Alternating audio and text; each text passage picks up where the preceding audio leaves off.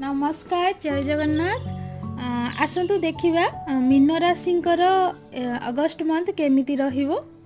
पूर्वरु करिथिबा hard work जो बड़ सफलता हासिल करिपारंती।